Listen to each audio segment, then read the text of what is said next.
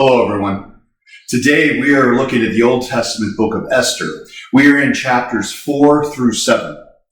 The story is about to get even more exciting than the first 3 chapters. Where we left off yesterday, Haman, who is the villain, had convinced King Xerxes of the Persians to let him, Haman, pass a law against the Jews. And in a nutshell, on a specific date, which happened to be March 7th, anyone in the kingdom who killed a Jewish citizen would be allowed to claim that Jew's property as their own.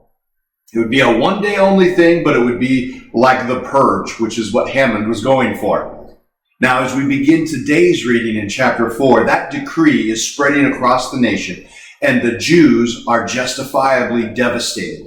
Mordecai, who we met in the first 3 chapters as Esther's uncle, is overcome with grief. And meanwhile, Esther, a Jew herself, is living as queen in Xerxes' castle, because Xerxes is completely unaware of her identity as a Jew.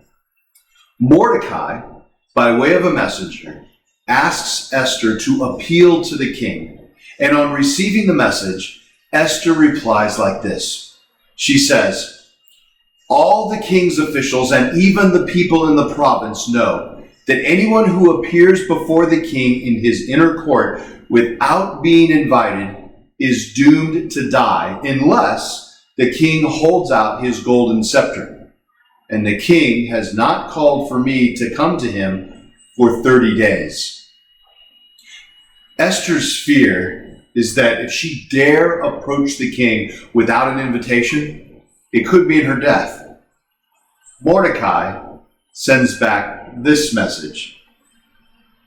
Don't think for a moment that because you're in the palace, you will escape when all other Jews are killed. If you keep quiet at a time like this, the deliverance and relief for the Jews will arise from some other place. But you and your relatives will die. Who knows if perhaps you were made queen for just such a time as this."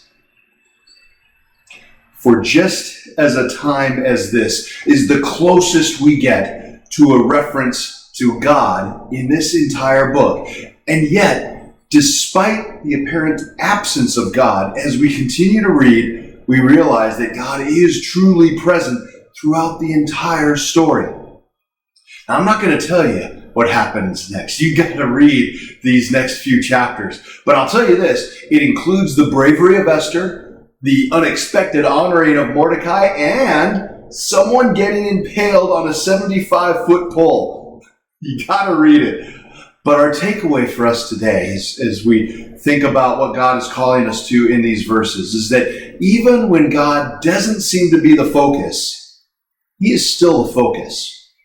Our lives are a journey with God, whether we realize it or not. God is present.